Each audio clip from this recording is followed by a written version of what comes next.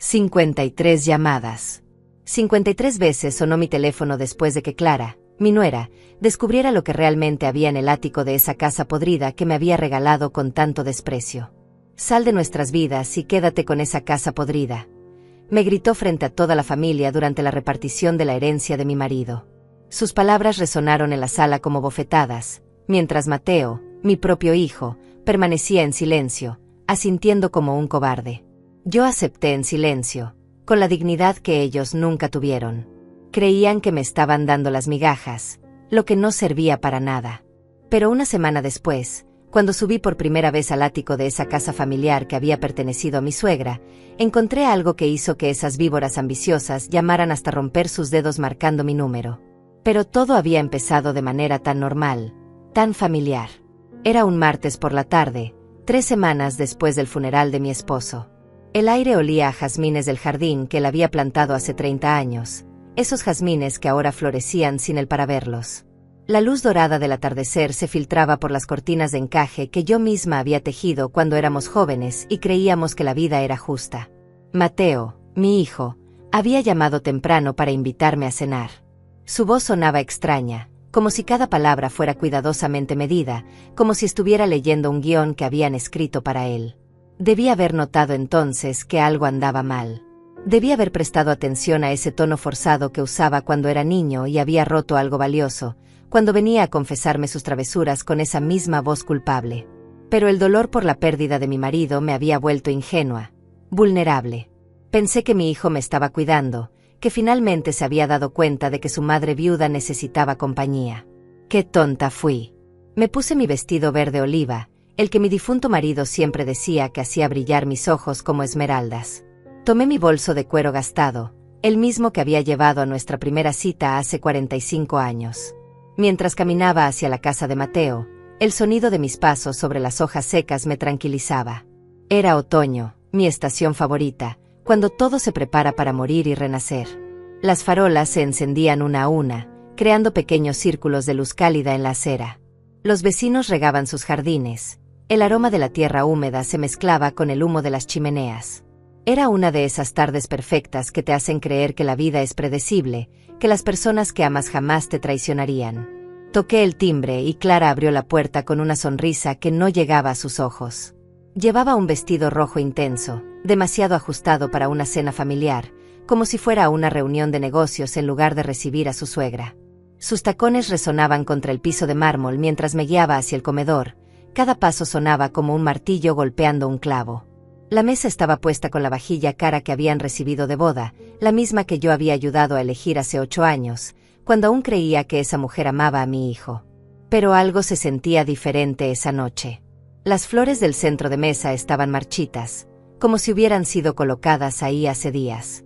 El mantel tenía pequeñas manchas que Clara había intentado disimular con servilletas. Había un aire de urgencia en la casa, como si todo hubiera sido preparado apresuradamente para esta ocasión específica. Ahora entiendo que era porque habían decidido que esa sería la noche en que me quitarían todo. Mateo llegó del trabajo con los ojos esquivos. Me besó la frente como siempre, pero su abrazo duró menos de lo normal. Se había cortado el cabello muy corto, casi militar, y llevaba una camisa blanca que yo no recordaba haberle visto antes. Durante la cena, Clara hablaba sin parar sobre sus nuevos proyectos, sobre la necesidad de mudarse a una casa más grande, sobre lo caro que estaba todo. Mateo asentía mecánicamente, cortando su carne con movimientos bruscos. Yo escuchaba en silencio, sintiendo que cada palabra tenía un peso específico, como si estuvieran construyendo algo invisible entre los tres. Olivia, mi nieta de 17 años, apareció por la cocina con su uniforme escolar arrugado. Sus ojos verdes, idénticos a los míos, me miraron con una tristeza que no supe interpretar entonces. Se sentó a mi lado y tomó mi mano por debajo de la mesa. Sus dedos estaban fríos, temblorosos. Cuando Clara le pidió que subiera a hacer la tarea, Olivia apretó mi mano una vez más antes de desaparecer escaleras arriba. Ahora entiendo que me estaba despidiendo. La conversación derivó hacia mi salud, hacia mi soledad en esa casa grande después de la muerte de mi esposo. Clara mencionó casualmente que había visto un apartamento perfecto para mí, cerca del centro, con todo lo necesario para una mujer de mi edad.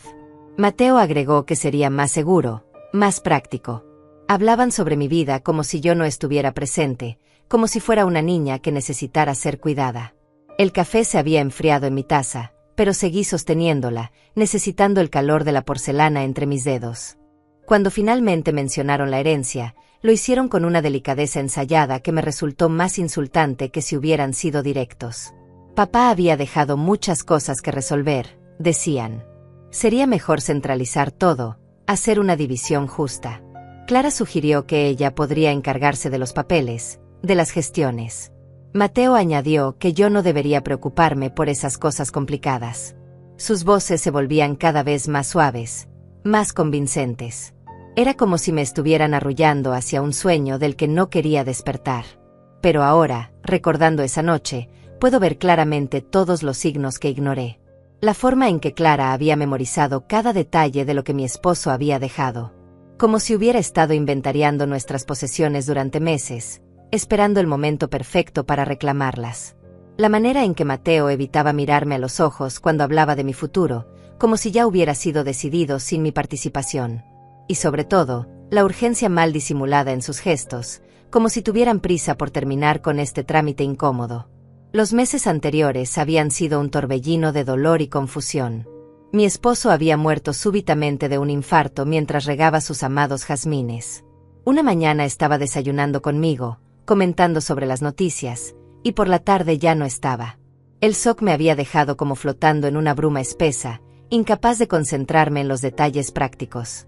Clara había aparecido inmediatamente, ofreciéndose a ayudar con los papeles del funeral, con los trámites del banco, con todo lo que yo no podía manejar en mi estado. Ahora entiendo que no era ayuda, era reconocimiento del terreno. Mientras yo lloraba en mi habitación, ella estaba tomando fotos de nuestros muebles, anotando números de cuenta, memorizando cada objeto de valor. Mateo la acompañaba en estas visitas, pero siempre se quedaba en la cocina, preparando té que yo nunca terminaba, mientras ella desaparecía por la casa con excusas de buscar documentos importantes. Durante esas semanas, Clara había desarrollado una rutina muy específica. Llegaba por las mañanas con bolsas de compras del supermercado, siempre con los productos más caros, como si estuviera gastando dinero que ya consideraba suyo. Reorganizaba mi despensa, tiraba cosas que según ella estaban vencidas, aunque yo sabía que no era cierto. Movía pequeños objetos del lugar, siempre con la excusa de limpiar mejor, pero yo notaba que desaparecían cosas menores. Un cenicero de plata, una figura de porcelana, un reloj de mesa que había sido de mi madre. Cuando le preguntaba por estos objetos, Clara me miraba con una expresión de preocupación exagerada y me decía que seguramente los había guardado en algún lugar y se me había olvidado. Que era normal, que el dolor me tenía confundida. Mateo respaldaba estas explicaciones con una rapidez que ahora me resulta sospechosa. Era como si hubieran ensayado estas conversaciones, preparándose para mis preguntas. Las visitas de Clara se volvieron más frecuentes después del funeral. Aparecía con Mateo casi todos los días, siempre con una excusa diferente: traer comida, revisar que yo estuviera bien, ayudar con la correspondencia. Pero yo empezaba a notar pequeños detalles extraños. La forma en que Clara conocía la ubicación exacta de cosas que yo nunca le había mostrado. Como sabía que las llaves de repuesto estaban en el cajón de la cocina, o donde guardaba los documentos importantes. Una tarde, mientras Clara estaba en el baño, revisé mi escritorio y noté que algunos papeles habían sido movidos. Mis estados de cuenta bancarios estaban en un orden diferente al que yo los había dejado. Las escrituras de la casa tenían pequeñas marcas, como si alguien las hubiera fotocopiado.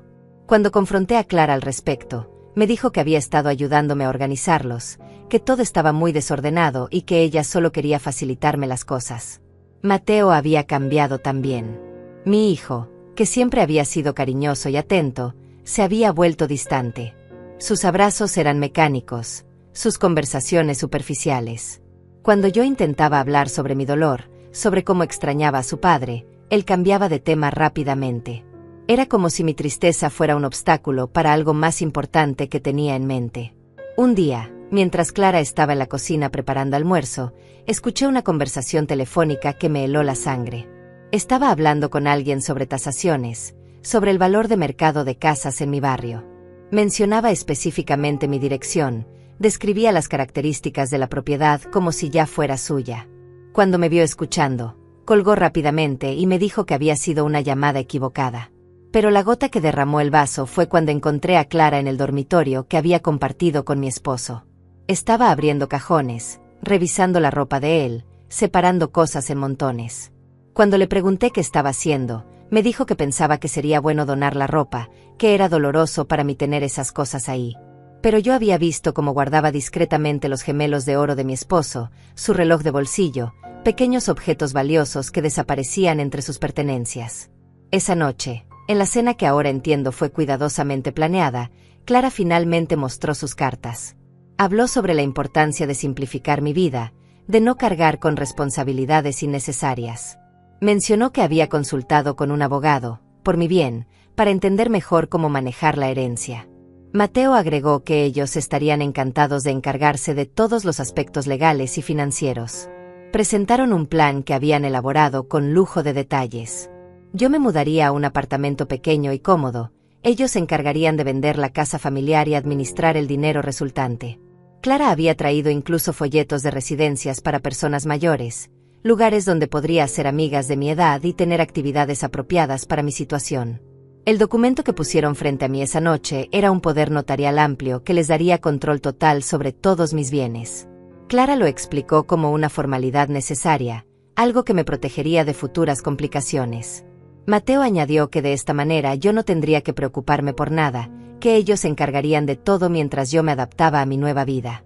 Pero cuando pregunté por la casa de mi suegra, esa propiedad vieja en las afueras de la ciudad que había pertenecido a la familia durante generaciones, sus expresiones cambiaron. Clara la describió como un lugar inhabitable, lleno de humedad y problemas estructurales. Mateo añadió que sería más una carga que un beneficio, que los costos de mantenimiento superarían cualquier valor que pudiera tener. Fue entonces cuando Clara pronunció esas palabras que quedarían grabadas en mi memoria para siempre: sal de nuestras vidas y quédate con esa casa podrida. Lo dijo con tanto veneno, con tanto desprecio, que hasta Olivia, mi nieta, levantó la cabeza sorprendida desde la escalera donde había estado escuchando a escondidas. El silencio que siguió fue ensordecedor. Mateo no dijo nada, simplemente asintió como si esas palabras hubieran salido de su propia boca. Era la confirmación de que mi hijo había elegido el dinero por encima de su madre. La humillación no terminó ahí. Clara continuó su discurso venenoso, explicándole a toda la familia presente cómo yo era una carga, cómo mi negativa a firmar los papeles estaba complicando todo innecesariamente. Habló de mi edad, de mi incapacidad para manejar mis propios asuntos, de lo egoísta que era al aferrarme a propiedades que no podía mantener. Sus palabras caían sobre mí como piedras, cada una calculada para herirme donde más dolía. Pero lo que más me dolió fue ver a Mateo ahí parado, con los brazos cruzados, sin defender a su madre. Este era el mismo niño que había cuidado cuando tuvo fiebre durante días, el mismo que había llorado en mis brazos cuando otros niños se burlaban de él en la escuela, el mismo al que había trabajado doble turno para pagarle los estudios universitarios. Ahora me miraba como si fuera una extraña que se interponía en sus planes. César, mi cuñado, había estado presente esa noche junto con su esposa Virginia. Ellos tampoco dijeron nada en mi defensa. Se quedaron ahí sentados, incómodos pero silenciosos, como si presenciar mi humillación fuera el precio que tenían que pagar por mantener la paz familiar. Virginia incluso asintió cuando Clara sugirió que sería lo mejor para todos si yo aceptaba la propuesta sin causar más problemas.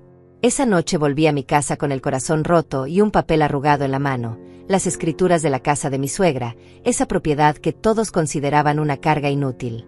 Clara me las había entregado con una sonrisa burlona, como quien regala basura a un mendigo. Toma tu casa podrida, me había dicho. Al menos tendrás un techo donde morirte sola. Los días que siguieron fueron los más oscuros de mi vida. No solo había perdido a mi esposo, sino que también había descubierto que mi hijo era capaz de traicionarme por dinero. Me quedé en mi casa, evitando las llamadas de Clara, que ahora se había vuelto insistente con el tema de mi mudanza. Aparecía sin avisar, siempre con Mateo a remolque, preguntando cuándo iba a comenzar a empacar mis cosas. Clara había comenzado a actuar como si la casa ya fuera suya. Traía a amigas para mostrarles el lugar, hablando abiertamente sobre sus planes de remodelación. Comentaba sobre qué paredes derribaría, qué muebles mantendría, cómo convertiría mi dormitorio en un vestidor. Todo esto mientras yo estaba presente, como si fuera invisible o ya no viviera ahí. Mateo había dejado de visitarme solo. Siempre venía acompañado de Clara, como si necesitara su permiso para ver a su propia madre. Durante estas visitas, él se mantenía callado mientras ella revisaba mis armarios, sugiriendo qué ropa debería donar y qué objetos no necesitaría en mi nueva vida. Era como ver a mi hijo convertido en un títere, moviéndose según los hilos que ella manejaba. Una tarde, Clara llegó con una cámara profesional y comenzó a tomar fotos de cada habitación.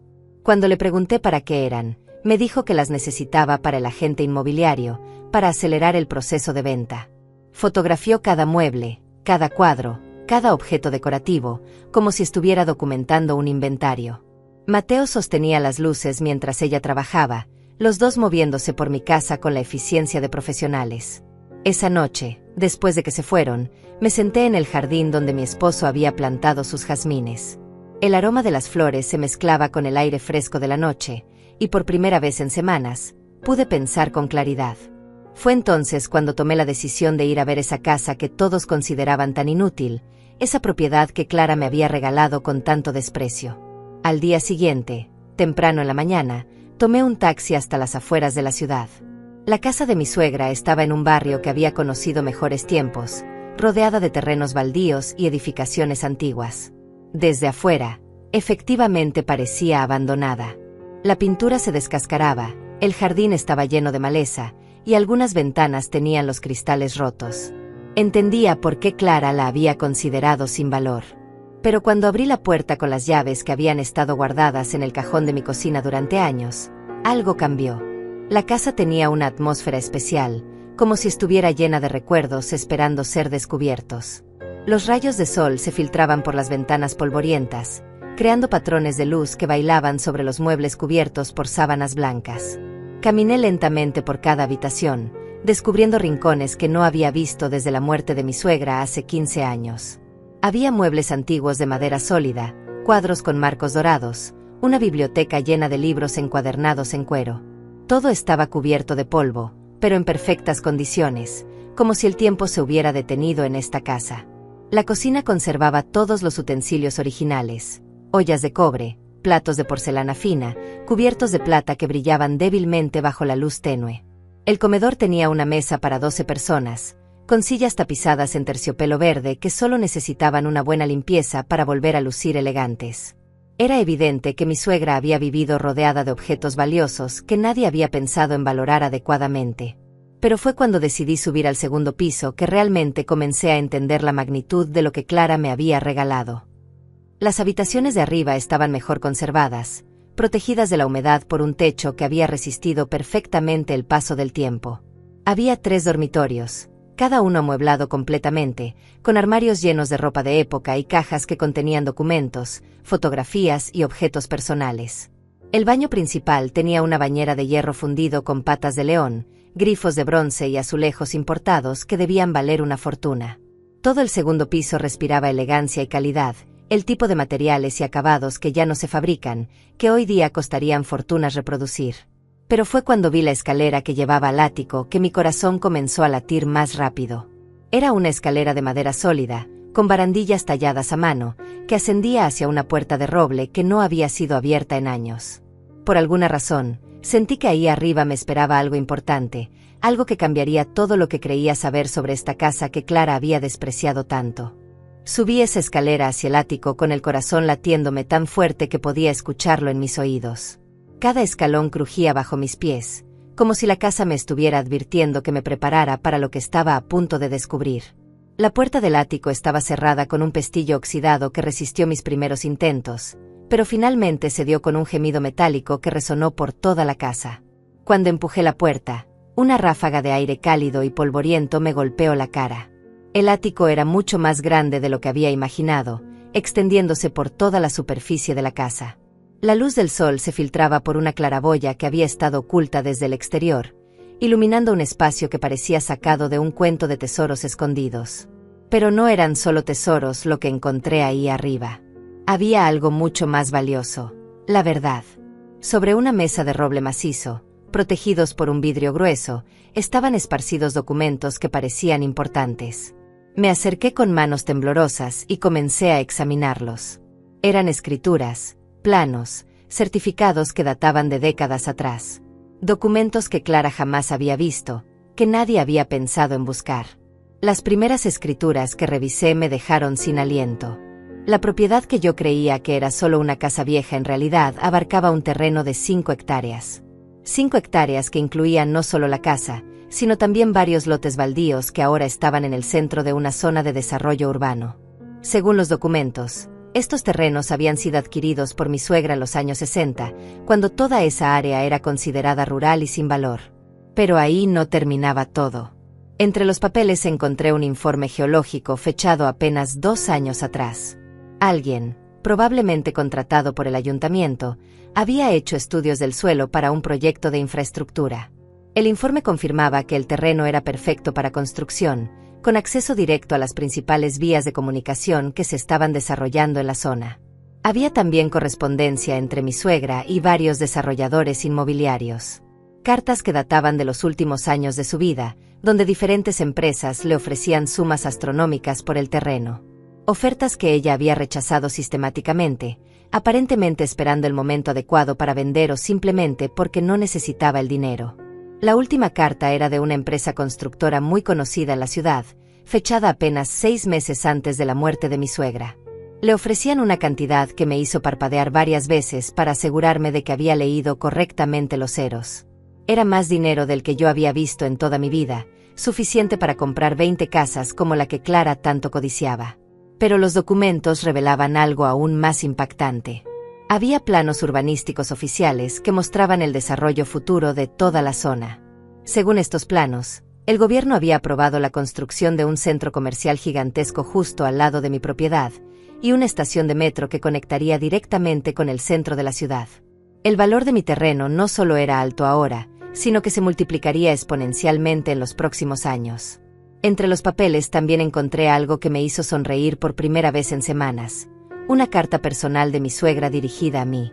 Era una carta que había escrito poco antes de morir, explicándome sobre estos documentos y pidiéndome que los mantuviera en secreto hasta el momento adecuado. Ella había previsto que después de su muerte, y especialmente después de la muerte de mi esposo, habría personas que tratarían de aprovecharse de mi situación. En la carta, mi suegra me explicaba que había mantenido en secreto el verdadero valor de la propiedad porque conocía bien el carácter de ciertas personas en la familia. Había notado las miradas codiciosas de Clara durante las reuniones familiares, la manera en que evaluaba cada objeto valioso en nuestras casas. Mi suegra había sido una mujer muy observadora, y había visto venir esta traición mucho antes que yo. La carta terminaba con instrucciones específicas sobre cómo manejar la situación cuando llegara el momento. Me recomendaba el nombre de un abogado de confianza, Sebastián Morales, que había trabajado con ella en el pasado y conocía todos los detalles legales de la propiedad. También me aconsejaba que mantuviera todo en secreto hasta tener todos los documentos legales en orden, para evitar que alguien pudiera sabotear mis derechos sobre el terreno. Pero había más sorpresas en ese ático. En un baúl de madera tallada encontré joyas que habían pertenecido a varias generaciones de la familia. Collares de perlas, pulseras de oro, anillos con piedras preciosas que brillaban incluso bajo la luz tenue del ático. Cada pieza estaba cuidadosamente envuelta en papel de seda y acompañada de pequeñas tarjetas que explicaban su historia y procedencia. Había también una colección de monedas antiguas, algunas de plata, otras de oro, organizadas en álbumes especiales. Según las anotaciones de mi suegra, muchas de estas monedas eran extremadamente raras y valiosas. Había incluso certificados de autenticidad emitidos por casas de subastas prestigiosas, confirmando que algunas piezas valían más que un auto nuevo. En otro rincón del ático descubrí algo que me llenó de emoción: cuadros originales de artistas reconocidos, cuidadosamente almacenados en fundas protectoras. Mi suegra había sido una coleccionista discreta, adquiriendo obras de arte durante décadas sin hacer alarde de su valor. Había pinturas de artistas locales que ahora eran famosos internacionalmente, obras que habían comprado por poco dinero y que ahora valían fortunas. Entre todos estos tesoros, lo que más me impactó fue encontrar documentos que demostraban cómo Clara había estado investigando mi situación financiera durante meses. Había fotocopias de mis estados de cuenta bancarios, copias de las escrituras de mi casa, incluso informes sobre mis pólizas de seguro. Todo esto había sido obtenido de manera ilegal, probablemente sobornando a empleados bancarios o utilizando información que Mateo había conseguido durante sus visitas a mi casa. Los documentos mostraban que Clara había estado planeando esta estafa desde mucho antes de la muerte de mi esposo. Había cronogramas detallados sobre cuándo y cómo se acercaría a mí, qué estrategias usaría para convencerme de firmar los poderes notariales. Incluso tenía listas de propiedades donde planeaba mudarme para mantenerme alejada mientras ellos liquidaban mis bienes. Lo más perturbador era un documento donde Clara había calculado exactamente cuánto dinero obtendrían de la venta de mis propiedades, cómo lo dividirían entre ella y Mateo, y cuánto me darían a mí como mesada para mantenerme tranquila. Habían planeado darme apenas una fracción mínima de lo que realmente valían mis bienes, lo suficiente para sobrevivir pero no para ser independiente. Pero el documento que más me dolió fue una conversación transcrita entre Clara y Mateo, aparentemente grabada por ella para tener evidencia de su acuerdo. En esa conversación, mi propio hijo decía textualmente que yo era demasiado vieja para manejar dinero, que sería mejor para todos si ellos se encargaban de todo, y que de cualquier manera, yo no viviría lo suficiente para gastar todo ese dinero.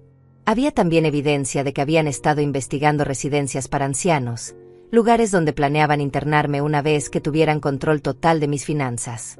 Clara había visitado varios establecimientos, había preguntado sobre costos y servicios, como si ya hubiera decidido mi futuro sin consultarme. Esa tarde, sentada en el ático rodeada de evidencias de la traición más dolorosa de mi vida, tomé una decisión que cambiaría todo. No solo tenía en mis manos los medios para defenderme, sino también para darles a Clara y Mateo exactamente lo que se merecían.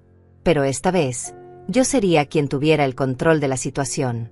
Al día siguiente, bajé de ese ático transformada en una mujer completamente diferente. No era la viuda vulnerable que Clara creía poder manipular, sino alguien que finalmente conocía el verdadero alcance de su poder. Pero decidí no mostrar mis cartas inmediatamente. En lugar de eso, desarrollé mi propio plan, uno que requería paciencia, silencio y una actuación digna de los mejores teatros. Lo primero que hice fue contactar a Sebastián Morales, el abogado que mi suegra había recomendado en su carta. Cuando lo llamé y mencioné el nombre de mi suegra, su tono cambió inmediatamente. Me pidió que fuera a su oficina esa misma tarde, y cuando le mostré los documentos que había encontrado en el ático, su expresión se volvió muy seria. Sebastián me explicó que mi suegra había sido una de sus clientas más astutos. Ella había previsto exactamente esta situación y había dejado instrucciones muy específicas sobre cómo proteger mis intereses. El abogado me confirmó que los documentos eran completamente legales y que yo era la única propietaria legítima de todo ese terreno. Pero más importante aún, me advirtió sobre las tácticas que Clara probablemente usaría para tratar de arrebatarme la propiedad. Durante esa reunión, Sebastián me mostró documentos adicionales que mi suegra había dejado en su custodia. Incluían poderes revocatorios que anulaban automáticamente cualquier documento que yo pudiera firmar bajo coerción, y declaraciones juradas donde ella explicaba sus sospechas sobre las verdaderas intenciones de Clara hacia la familia. El abogado también me informó sobre algo que me llenó de satisfacción. Las fotocopias de mis documentos personales que Clara había obtenido ilegalmente constituían varios delitos federales. Había evidencia suficiente para presentar cargos criminales contra ella por fraude, invasión de privacidad y conspiración. Sebastián ya había comenzado a recopilar toda la información necesaria para presentar una demanda. Pero yo quería algo más que justicia legal. Quería que Clara y Mateo entendieran exactamente lo que habían perdido por su codicia. Así que desarrollé un plan que comenzaría con fingir que había aceptado mi derrota. Esa noche, cuando Clara llegó con Mateo para presionarme nuevamente sobre la mudanza, los recibí con una actitud completamente diferente. Les dije que había reflexionado sobre sus palabras, que tenían razón en que yo era demasiado vieja para manejar tantas responsabilidades. Clara no pudo ocultar su satisfacción cuando le dije que estaba lista para firmar todos los documentos necesarios. Durante los días siguientes, actué como la viuda derrotada que ellos esperaban ver. Permití que Clara organizara mis pertenencias, que hiciera citas con agentes inmobiliarios, que planificara cada detalle de mi supuesta nueva vida. Mientras tanto, yo documentaba cada una de sus acciones, grababa nuestras conversaciones y recopilaba evidencia adicional de su fraude. Clara se había vuelto tan confiada que comenzó a cometer errores. Trajo a sus amigas para mostrarles su nueva casa, hablando abiertamente sobre sus planes de remodelación como si la propiedad ya fuera suya. Incluso llegó a contratar a un decorador para que hiciera diseños preliminares, gastando dinero que aún no tenía en proyectos que jamás se realizarían. Mateo, por su parte, había comenzado a actuar como el nuevo patriarca de la familia. Se había mudado temporalmente a mi casa, supuestamente para cuidarme durante la transición, pero en realidad para asegurarse de que yo no cambiara de opinión. Durante las noches, lo escuchaba hablar por teléfono con Clara, planificando cómo dividirían el dinero de la venta y discutiendo qué harían con cada objeto valioso de la casa. Pero había alguien más en esta historia que estaba viendo todo con la misma claridad que yo, Olivia, mi nieta. Durante una de las visitas familiares, cuando Clara estaba particularmente eufórica mostrándole a Virginia sus planes para la casa, Olivia se me acercó discretamente. «Abuela», me susurró al oído, «sé que algo no está bien aquí. Papá y mamá han estado actuando muy extraño, y he escuchado conversaciones que no me gustan. Si necesitas ayuda, puedes confiar en mí». Esa noche, después de que todos se fueron, Olivia se quedó conmigo. Le conté todo lo que había descubierto, le mostré algunos de los documentos del ático, y vi cómo sus ojos se llenaban de lágrimas al entender la magnitud de la traición de sus propios padres. Olivia me confirmó cosas que yo había sospechado, pero no había podido comprobar. Me contó que había visto a Clara revisando mis documentos cuando yo no estaba presente, que había escuchado conversaciones telefónicas donde sus padres discutían sobre mi dinero como si ya fuera suyo, y que incluso habían estado planificando vacaciones caras que pagarían con los fondos de la venta de mis propiedades. Pero lo que más me dolió escuchar fue cuando Olivia me dijo que Clara había estado diciéndole a sus amigas que yo estaba desarrollando signos de demencia, que era solo cuestión de tiempo antes de que tuvieran que internarme en una institución. Esta mentira no solo justificaría el control total sobre mis finanzas, sino que también la protegería legalmente si alguien cuestionaba sus acciones. Con la ayuda de Olivia, comencé a implementar la segunda fase de mi plan. Necesitaba que Clara y Mateo se sintieran completamente seguros de su victoria antes de revelar mis cartas. Así que aceleré el proceso, mostrándome cada vez más ansiosa por terminar con todos los trámites.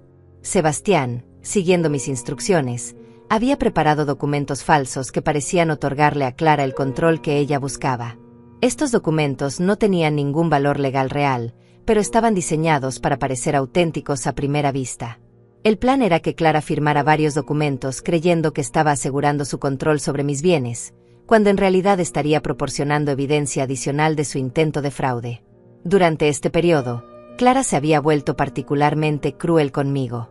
Ya no se molestaba en fingir amabilidad, tratándome como si fuera una carga molesta que tenía que tolerar hasta conseguir lo que quería. Me hablaba con condescendencia, como si fuera una niña que no entendía lo que era mejor para ella.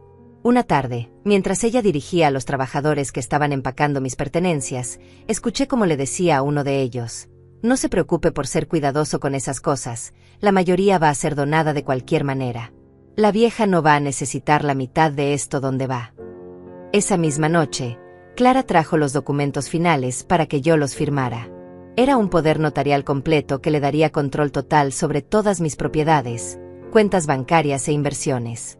Mateo estaba presente como testigo, junto con César y Virginia, quienes habían sido convencidos de que esto era lo mejor para mí. Cuando tomé la pluma para firmar, sentí una mezcla de tristeza y anticipación. Tristeza por la familia que había perdido, anticipación por la justicia que estaba a punto de servir. Firmé el documento con mano temblorosa, actuando como la anciana frágil que todos creían que era. Clara no pudo contener su satisfacción. Inmediatamente comenzó a hacer llamadas telefónicas, contactando agentes inmobiliarios, programando visitas para mostrar la casa, incluso reservando camiones de mudanza para el día siguiente. Su prisa era tan evidente que hasta Virginia comentó que quizás deberían tomarse las cosas con más calma. Pero Mateo respaldó a su esposa, diciendo que era mejor resolver todo rápidamente para evitarme más estrés. Habló sobre lo aliviado que se sentía de que finalmente yo estuviera en buenas manos, como si el hecho de despojarme de todo lo que tenía fuera un acto de caridad. Esa noche, después de que todos se fueron, me senté en mi sala rodeada de cajas y muebles cubiertos, sabiendo que al día siguiente comenzaría el espectáculo final. Clara había caído completamente en mi trampa, y ahora era el momento de cerrar las mandíbulas y enseñarle el verdadero significado de la palabra consecuencias. A la mañana siguiente, Clara apareció a las 7 en punto con una energía que no había visto en ella jamás. Traía café y pasteles caros, como si estuviéramos celebrando algo maravilloso en lugar de lo que ella creía que era mi desalojo definitivo. Mateo llegó poco después con un camión de mudanza y 3 trabajadores que Clara había contratado para trasladar mis pertenencias al apartamento que había elegido para mí. Lo que Clara no sabía era que Sebastián ya había activado la primera fase de mi contraataque. Mientras ella dirigía a los trabajadores con la autoridad de alguien que se cree dueña de todo, el abogado estaba presentando en el juzgado una denuncia formal por fraude, acompañada de todas las evidencias que habíamos recopilado durante las últimas semanas. Olivia había llegado temprano, supuestamente para ayudar con el empaque, pero en realidad para ser testigo de lo que estaba a punto de suceder.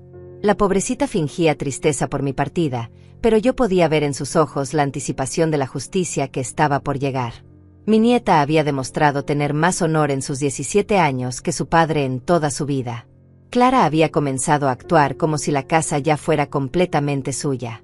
Daba órdenes a los trabajadores sobre qué muebles llevar al apartamento y cuáles dejar para ella, todo esto sin consultarme, como si mi opinión ya no importara.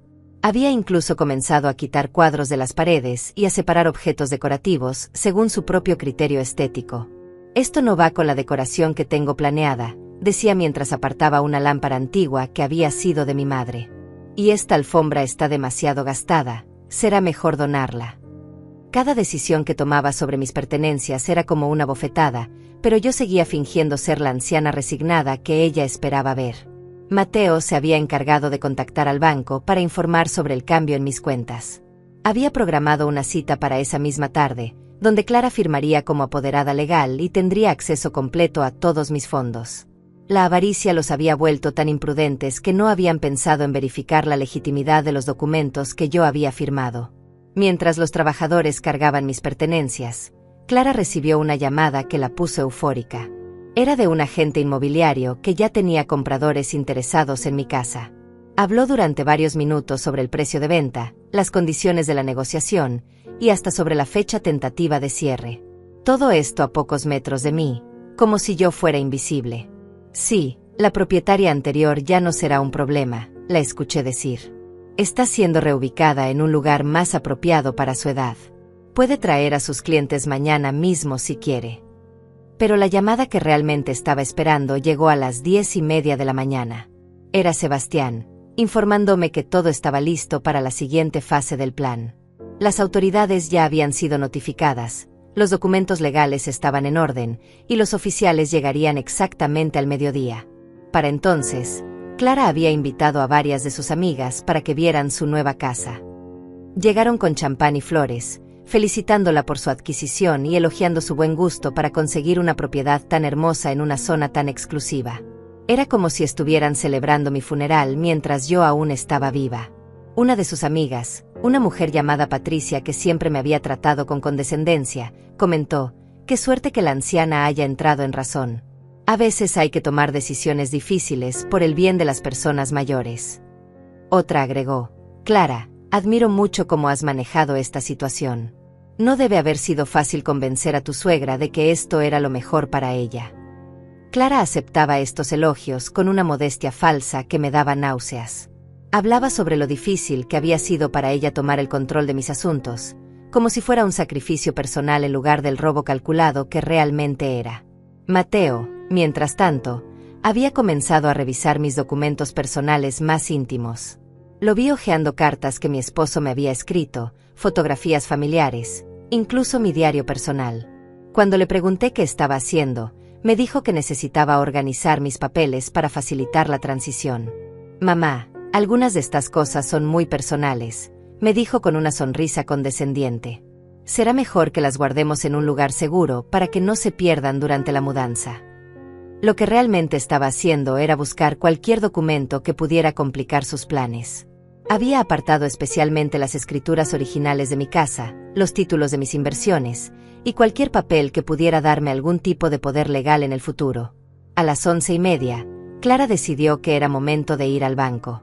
Me pidió que me preparara para acompañarlos, actuando como si fuera un favor que me estaba haciendo al permitirme estar presente durante la transferencia de mis propias cuentas. Mateo ya había llamado un taxi, y Clara había empacado todos los documentos que creía necesarios para completar el proceso. Pero justo cuando estábamos a punto de salir, escuchamos el sonido de varios automóviles deteniéndose frente a la casa. Clara miró por la ventana con curiosidad, esperando ver quizás más compradores potenciales o algún trabajador adicional que había contratado. Su expresión cambió dramáticamente cuando vio a 3 oficiales de policía bajándose del primer vehículo, seguidos por Sebastián y 2 hombres en trajes que obviamente eran oficiales del juzgado. El segundo automóvil contenía a 2 investigadores de fraude bancario que Sebastián había contactado después de revisar la evidencia de las actividades ilegales de Clara. ¿Qué está pasando aquí?, preguntó Clara con una voz que comenzaba a temblar. Sus amigas, que momentos antes estaban celebrando, ahora se veían confundidas y preocupadas. Mateo se había puesto pálido y miraba hacia la puerta como si estuviera considerando huir. Sebastián entró primero, llevando una carpeta gruesa llena de documentos legales.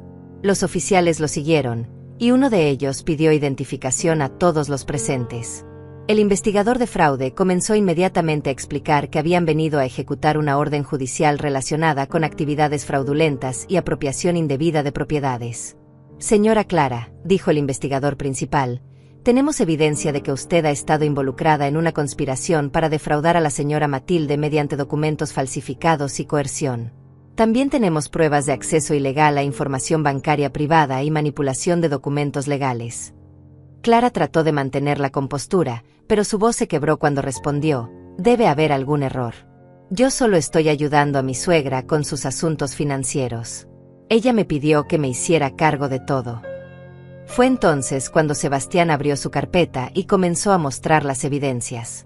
Las fotocopias ilegales de mis documentos bancarios, las grabaciones de las conversaciones donde Clara y Mateo discutían sobre mi dinero, los planos fraudulentos para internarme en una institución, todo estaba ahí, organizado cronológicamente y documentado legalmente. Pero la verdadera sorpresa llegó cuando Sebastián reveló los documentos del ático. Cuando explicó el verdadero valor de la propiedad que Clara me había regalado con tanto desprecio, vi cómo su rostro pasaba por una serie de emociones: confusión, incredulidad, horror, y finalmente, una rabia pura que no pudo ocultar. «Eso es imposible», gritó, perdiendo completamente la compostura. «Esa casa no vale nada. Está llena de humedad y a punto de caerse. Yo la revisé personalmente». El investigador sonrió mientras le mostraba los documentos oficiales que confirmaban el valor real del terreno. «Señora, según nuestros registros, usted le regaló a su suegra una propiedad valorada en varios millones de pesos. Considerando que esto ocurrió como parte de un esquema para defraudarla de sus otros bienes, esto constituye evidencia adicional de su intención criminal».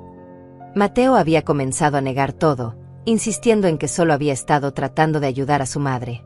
Pero cuando Sebastián reprodujo algunas de las grabaciones donde él participaba activamente en la planificación del fraude, sus excusas se desmoronaron completamente. Las amigas de Clara habían comenzado a retirarse discretamente. Obviamente no querían estar asociadas con lo que claramente se estaba convirtiendo en un escándalo criminal. Patricia, que momentos antes elogiaba a Clara por su manejo de la situación, ahora fingía no conocerla bien. Pero lo que más satisfacción me dio fue ver la reacción de Clara cuando finalmente entendió la magnitud de lo que había perdido. No solo había fallado en su intento de robarme, sino que me había entregado voluntariamente la propiedad más valiosa de toda la herencia. Su propia codicia y desprecio habían sido los instrumentos de su derrota. El momento que más había esperado finalmente llegó cuando uno de los oficiales le pidió a Clara que extendiera sus manos. «Señora Clara, está usted arrestada por fraude, conspiración y apropiación indebida. Tiene derecho a guardar silencio y a solicitar un abogado». Las esposas metálicas brillaron bajo la luz de la mañana mientras se cerraban alrededor de sus muñecas, el mismo sonido que había escuchado tantas veces en las películas, pero que ahora resonaba como música celestial en mis oídos. Clara comenzó a gritar, pero ya no era la mujer controlada y manipuladora que había conocido. Era una criatura desesperada, furiosa, mostrando finalmente su verdadera naturaleza. «Esto es una conspiración. Esa vieja me tendió una trampa. Mateo, haz algo. No dejes que se salga con la suya». Pero Mateo tenía sus propios problemas. El segundo oficial ya lo había esposado también, y le estaba leyendo sus derechos mientras él balbuceaba excusas incoherentes. «Mamá, yo no sabía. Clara me convenció. Yo solo quería ayudarte». Sus palabras sonaban patéticas, como las de un niño que había sido atrapado robando dulces. Sebastián se acercó a mí con una sonrisa profesional pero satisfecha. «Señora Matilde, los documentos que firmó ayer no tienen ningún valor legal. Como habíamos planeado, eran completamente falsos. Sus propiedades y cuentas bancarias permanecen completamente bajo su control. Además, Tenemos evidencia suficiente para recuperar cualquier objeto personal que ellos hayan tomado de su casa. Mientras los oficiales escoltaban a Clara y Mateo hacia los vehículos policiales, ella se volvió hacia mí con una expresión de odio puro que me heló la sangre. Te vas a arrepentir de esto, vieja maldita. Cuando salga de la cárcel, me voy a encargar de que pagues por esto. Te voy a quitar hasta el último peso. Pero sus amenazas ya no me daban miedo. Por primera vez en meses, me sentí completamente en control de mi propia vida. Clara, le dije con una calma que le enfureció aún más. Espero que en la cárcel tengas tiempo para reflexionar sobre las palabras que me dijiste. Sal de nuestras vidas y quédate con esa casa podrida. Gracias por el consejo. Me ha resultado muy útil. Los investigadores se quedaron varias horas más, documentando todas las evidencias adicionales que encontraron en mi casa. Había más pruebas de las actividades ilegales de Clara de las que yo había imaginado. Habían encontrado llaves copiadas de mi casa, dispositivos de grabación que había instalado sin mi conocimiento, e incluso medicamentos que había estado agregando a mi té para mantenerme somnolienta y confundida durante nuestras conversaciones importantes. Olivia había estado llorando en silencio durante todo el arresto, pero se acercó a mí cuando los oficiales se fueron. Abuela, siento mucho lo que papá y mamá te hicieron. No puedo creer que fueran capaces de algo así. La abracé fuertemente, sabiendo que ella era la única familia que realmente me quedaba. Mi niña, le dije, tú no tienes nada de qué disculparte. Tu valor para contarme la verdad fue lo que me dio fuerzas para luchar. Sin ti, ellos habrían ganado. Esa tarde, Sebastián y yo fuimos al banco para asegurar todas mis cuentas y cambiar todos los códigos de acceso. El gerente, que había conocido a mi familia durante años, estaba horrorizado cuando le expliqué lo que había estado pasando. Me aseguró que implementarían medidas adicionales de seguridad para proteger mis fondos. Pero la verdadera sorpresa llegó cuando Sebastián me llevó a conocer personalmente a los representantes de la empresa constructora que había estado interesada en mi terreno. Cuando les mostré los documentos del ático y confirmé que yo era la propietaria legal de toda la propiedad, su oferta superó incluso mis expectativas más optimistas. Señora Matilde, me dijo el director de desarrollo, su propiedad está ubicada en el punto exacto donde vamos a construir nuestro proyecto más ambicioso. Estamos preparados para ofrecerle una suma que le permitirá vivir cómodamente el resto de su vida, más una participación en las ganancias futuras del desarrollo. La cantidad que me ofrecieron era tan grande que tuve que pedirles que la escribieran en papel para poder creerla. Era más dinero del que había visto en toda mi vida, suficiente para comprar 10 casas como la que Clara tanto había codiciado. Pero más importante que el dinero era la sensación de haber recuperado mi dignidad y mi independencia. Durante los días siguientes, las noticias del arresto se extendieron por toda la familia extendida. César y Virginia vinieron a verme, llenos de disculpas por no haber defendido cuando Clara me humilló. Matilde, me dijo César, nunca imaginamos que las cosas llegaran tan lejos. Pensamos que era solo una disputa familiar normal. Les dije que los entendía, pero que también esperaba que hubieran aprendido algo sobre la importancia de defender lo correcto, incluso cuando es incómodo. Virginia lloró cuando le conté todos los detalles de la conspiración, especialmente las partes sobre los planes de internarme en una institución. Las amigas de Clara también comenzaron a llamarme, tratando de distanciarse de las acciones de ella. Patricia, que había elogiado a Clara por manejar mi situación, ahora insistía en que nunca había entendido realmente lo que estaba pasando. Todas querían asegurarme que ellas nunca habrían aprobado un fraude si hubieran sabido la verdad. Pero la llamada que más me satisfizo fue de la directora de una de las residencias para ancianos que Clara había visitado. Señora Matilde, me dijo, una mujer vino aquí hace unas semanas preguntando sobre nuestros servicios para su suegra. Dijo que usted estaba desarrollando demencia y que necesitaría cuidado especializado pronto. Después de ver las noticias sobre su situación, queríamos informarle de esta visita. Esta información proporcionó evidencia adicional de la premeditación de Clara, y Sebastián la agregó inmediatamente al expediente legal. Cada nuevo detalle que emergía hacía que la situación legal de Clara y Mateo fuera peor. Una semana después del arresto, recibí una carta de Clara desde la cárcel. Era una mezcla patética de disculpas falsas y amenazas veladas.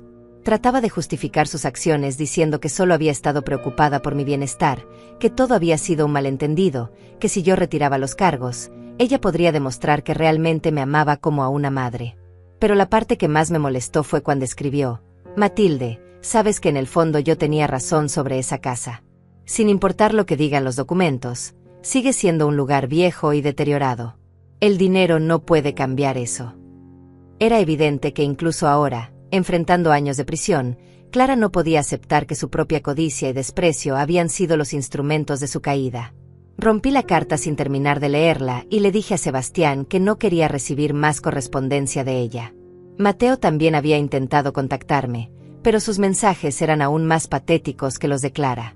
Trataba de culpar a su esposa por todo, insistiendo en que él había sido manipulado tanto como yo. Pero yo recordaba perfectamente cómo había permanecido en silencio cuando Clara me humilló, cómo había participado activamente en la planificación de mi despojo. Un mes después del arresto, Sebastián me informó que tanto Clara como Mateo habían sido formalmente acusados de múltiples delitos. El fiscal había decidido procesar el caso con todo el peso de la ley, especialmente debido a la naturaleza premeditada del fraude y el hecho de que habían dirigido sus acciones contra una persona vulnerable. Señora Matilde, me dijo Sebastián, basándome en la evidencia que tenemos, Clara podría enfrentar entre 5 y 10 años de prisión. Mateo, como cómplice, probablemente recibirá una sentencia menor, pero aún así significativa. Además, tendrán que pagar restitución completa por todos los objetos que tomaron de su casa. Pero para entonces, el dinero y la justicia legal ya no eran mi principal preocupación. Había comenzado a planificar mi nueva vida, una vida libre de personas que veían mi edad como una oportunidad para aprovecharse de mí. Tenía recursos más que suficientes para vivir cómodamente, y más importante aún, tenía la sabiduría que viene de haber sobrevivido a la traición más dolorosa imaginable. 3 meses después del arresto, mi vida había cambiado completamente, pero no de la manera que Clara había planeado. En lugar de estar internada en una residencia para ancianos, estaba viviendo en una hermosa casa nueva que había comprado con una pequeña fracción del dinero que recibí por la venta de mi terreno. Era un lugar moderno, seguro, con un jardín donde planté nuevos jazmines en memoria de mi esposo. Olivia se había mudado conmigo después de que los servicios sociales determinaran que no podía quedarse sola mientras sus padres estaban en prisión. Inicialmente había sido una medida temporal, pero ambas habíamos descubierto que disfrutábamos enormemente de la compañía mutua. Ella me ayudaba con la tecnología moderna, y yo le enseñaba las recetas familiares que Clara nunca había querido aprender. El proceso legal había avanzado más rápido de lo que Sebastián había predicho inicialmente. Clara había cometido el error de intentar sobornar a un oficial de la prisión para que le permitiera hacer llamadas telefónicas adicionales, lo cual había agregado nuevos cargos a su expediente. Su abogado le había aconsejado declararse culpable a cambio de una sentencia reducida, pero ella había rechazado cualquier acuerdo que incluyera admitir su culpabilidad.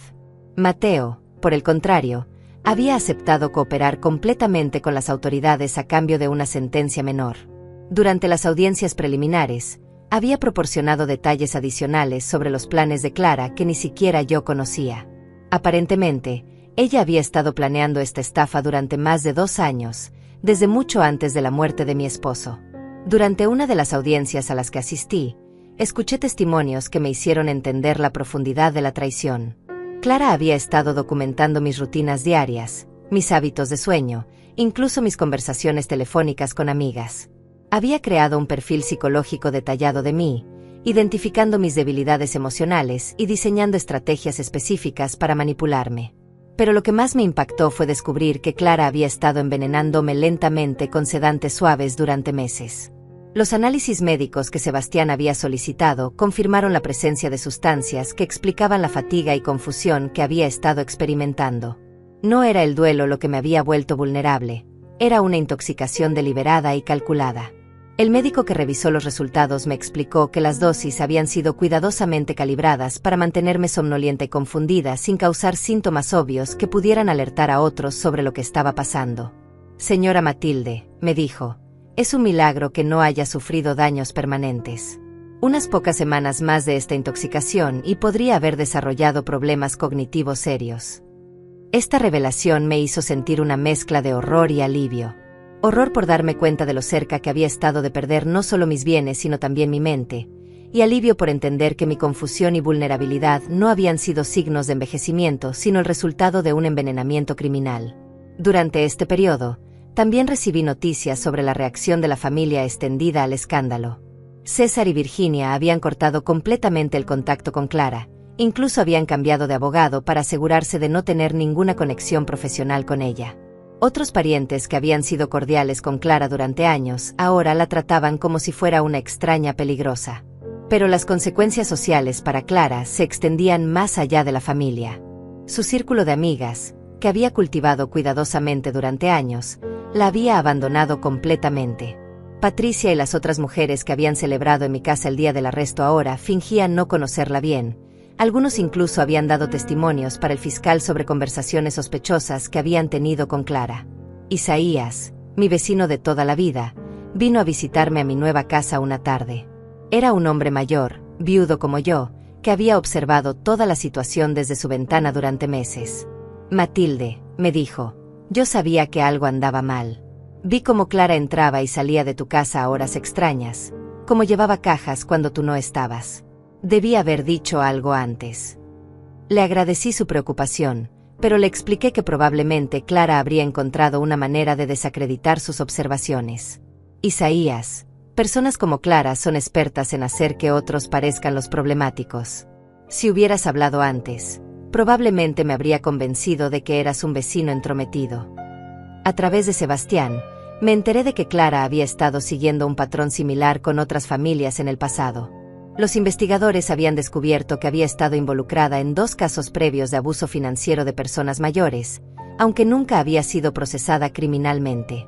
En ambos casos, había usado tácticas similares: ganar la confianza de la familia, aislar a la víctima, y luego tomar control gradual de sus finanzas. Esta información había convertido mi caso en algo mucho más grande que un simple fraude familiar.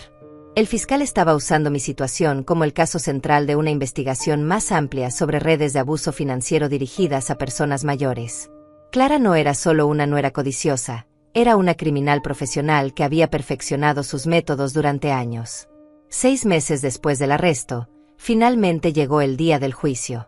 Yo había decidido testificar personalmente, a pesar de las objeciones de Sebastián, quien temía que el proceso fuera demasiado estresante para mí. Pero yo necesitaba mirar a Clara a los ojos y decirle exactamente lo que pensaba de sus acciones. El día que subí al estrado, Clara me miró con una mezcla de odio y desdén que me confirmó que nunca había sentido remordimiento real por lo que había hecho. Incluso enfrentando años de prisión, seguía convencida de que yo era la villana de esta historia. Durante mi testimonio, relaté no solo los hechos del fraude, sino también el impacto emocional que había tenido en mí. Hablé sobre las noches de insomnio, preguntándome si realmente estaba perdiendo la razón. Describí la sensación de traición al descubrir que mi propio hijo había participado en el plan para despojarme de todo lo que tenía. Pero también hablé sobre mi recuperación, sobre cómo había encontrado la fuerza para luchar contra ellos. Señor juez, dije, Clara pensó que podía aprovecharse de mí porque soy una mujer mayor y viuda. Pero subestimó completamente mi determinación y mi inteligencia. Al final, su propia codicia fue la que la destruyó. Cuando el abogado de Clara intentó sugerir que yo había exagerado los hechos o que había malinterpretado las intenciones de su clienta, yo tenía respuestas preparadas para cada una de sus preguntas. Los meses de planificación con Sebastián habían valido la pena.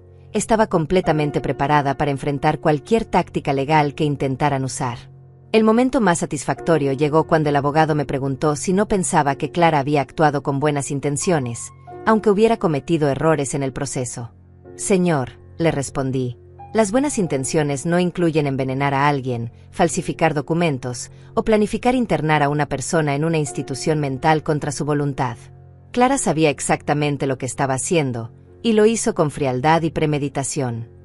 El juez, una mujer de mediana edad que había manejado muchos casos similares, pareció especialmente impresionada por la evidencia del envenenamiento. Durante su interrogatorio a Clara, fue implacable en sus preguntas sobre cómo había obtenido los sedantes y por qué había decidido usar esa táctica particular. Clara intentó negar todo, pero la evidencia era abrumadora. Los análisis médicos, los testimonios de testigos, las grabaciones que habíamos hecho, todo se combinaba para pintar un cuadro inequívoco de premeditación criminal. Su abogado había hecho lo mejor que pudo, pero no había manera de defenderse contra la montaña de evidencias que habíamos recopilado. Cuando finalmente llegó el momento de la sentencia, una semana después de concluir el juicio, yo estaba presente en la sala junto con Olivia y Sebastián. Clara había perdido peso durante los meses en prisión, y su apariencia cuidadosamente mantenida había sido reemplazada por la de una mujer desesperada y derrotada.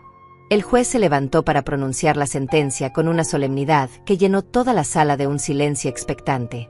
Clara Méndez, dijo con voz firme, ha sido encontrada culpable de fraude agravado, conspiración, envenenamiento, falsificación de documentos y abuso financiero de una persona vulnerable. Considerando la premeditación de sus acciones, la duración de su conspiración y el daño tanto físico como emocional causado a la víctima, la sentencia de este tribunal es de 12 años de prisión sin posibilidad de libertad condicional hasta cumplir al menos 8 años. El golpe del martillo resonó como un trueno en la sala. Clara se desplomó en su silla, finalmente entendiendo que sus años de manipulación y engaño habían llegado a su fin. Mateo, que había recibido una sentencia de 4 años por su cooperación, lloraba silenciosamente en la fila de atrás. Olivia apretó mi mano mientras susurraba, «Justicia, abuela. Finalmente justicia». Pero para mí, la verdadera satisfacción no vino de ver a Clara siendo llevada esposada de vuelta a la prisión. Vino de saber que había recuperado no solo mis bienes, sino algo mucho más valioso, mi dignidad y mi fuerza interior. Durante meses, Clara me había hecho sentir como una anciana indefensa, pero ahora sabía que seguía siendo una mujer poderosa y capaz.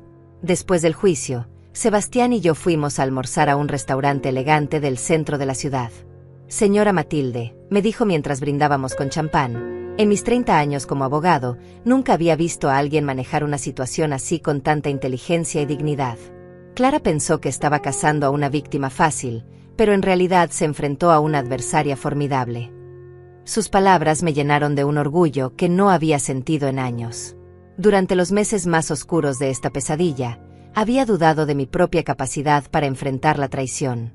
Pero ahora sabía que la edad no me había debilitado. Al contrario, me había dado la sabiduría y la paciencia necesarias para derrotar a enemigos mucho más jóvenes pero infinitamente menos inteligentes. Esa noche, en mi nueva casa, Olivia y yo preparamos una cena especial para celebrar. Había invitado a Isaías, quien se había convertido en un amigo querido y confiable. También vinieron César y Virginia, quienes habían pasado meses intentando reparar su relación conmigo después de su silencio durante la humillación inicial. Durante la cena, César me pidió perdón una vez más. «Matilde», me dijo con lágrimas en los ojos, «nunca me perdonaré por no haber defendido cuando Clara te trató así. Pensé que era solo una disputa familiar, pero ahora entiendo que fue mucho más serio». Le dije que lo había perdonado hace tiempo, pero que esperaba que hubiera aprendido la importancia de defender lo correcto, incluso cuando es incómodo. «César, a veces las personas muestran su verdadero carácter en los momentos más difíciles. Espero que la próxima vez que veas a alguien siendo abusado, tengas el valor de hablar». Virginia había traído fotografías de la familia de antes de que Clara llegara a nuestras vidas. Mientras las veíamos, recordamos tiempos más felices, cuando las reuniones familiares eran realmente sobre amor y conexión en lugar de codicia y manipulación.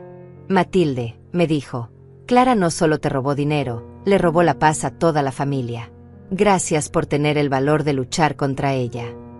Olivia había comenzado a florecer durante los meses que había vivido conmigo.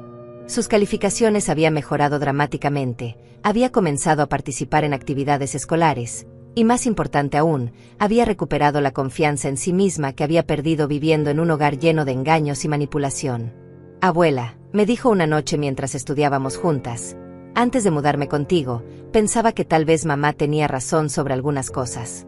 Me había hecho creer que tú eras débil, que necesitabas que otros tomaran decisiones por ti. Pero ahora veo que eres la persona más fuerte que conozco». Sus palabras me conmovieron profundamente. Clara no solo había intentado robarme a mí, había estado envenenando la mente de su propia hija contra su abuela. Pero el tiempo que Olivia y yo habíamos pasado juntas había sanado esa herida, creando un vínculo más fuerte que cualquier mentira que Clara hubiera podido inventar. Un año después del arresto, recibí una carta inesperada. Era de Mateo, escribiendo desde la prisión. A diferencia de las cartas previas llenas de excusas, esta era diferente. Por primera vez, parecía entender verdaderamente la magnitud de lo que había hecho. «Mamá», escribía, «he tenido mucho tiempo para pensar sobre mis acciones, y finalmente entiendo que no hay excusa para lo que te hice. No fue Clara quien me obligó a traicionarte, Fue mi propia codicia y cobardía. Sé que probablemente nunca podrás perdonarme, pero necesitaba que supieras que finalmente entiendo el daño que causé. La carta continuaba con detalles sobre cómo había llegado a esa comprensión, sobre las sesiones de terapia en la prisión que lo habían ayudado a enfrentar sus propias fallas. Me da vergüenza admitir que durante años vi tu generosidad como debilidad, escribía. Pensé que porque eras amable y confiada, eras fácil de manipular. Ahora entiendo que tu bondad era en realidad tu fortaleza. Leí la carta varias veces antes de decidir qué hacer con ella. Finalmente, se la mostré a Olivia, quien también luchaba con sus sentimientos hacia sus padres. ¿Qué piensas, mi niña?, le pregunté. ¿Crees que tu padre ha cambiado realmente? Olivia reflexionó por un largo tiempo antes de responder. Abuela, creo que papá está empezando a entender lo que hizo, pero las palabras son fáciles de escribir. Lo que importa es lo que haga cuando salga de la prisión. Por ahora, prefiero concentrarme en la familia que tengo aquí contigo. Su sabiduría me impresionó. A los 18 años, Olivia había desarrollado una comprensión de las relaciones humanas que muchos adultos nunca logran. La traición de sus padres la había lastimado profundamente, pero también la había fortalecido de maneras que solo alguien que ha sobrevivido tal experiencia puede entender. 2 años después del juicio, mi vida había encontrado un nuevo ritmo y propósito. Había decidido usar parte de mi nueva riqueza para establecer una fundación que ayudara a otras personas mayores que habían sido víctimas de abuso financiero. Sebastián me ayudó a crear los documentos legales, y Olivia, quien había comenzado a estudiar trabajo social, se convirtió en mi asistente principal. La fundación no solo proporcionaba asistencia legal gratuita a las víctimas, sino que también educaba a las familias sobre las señales de advertencia del abuso financiero.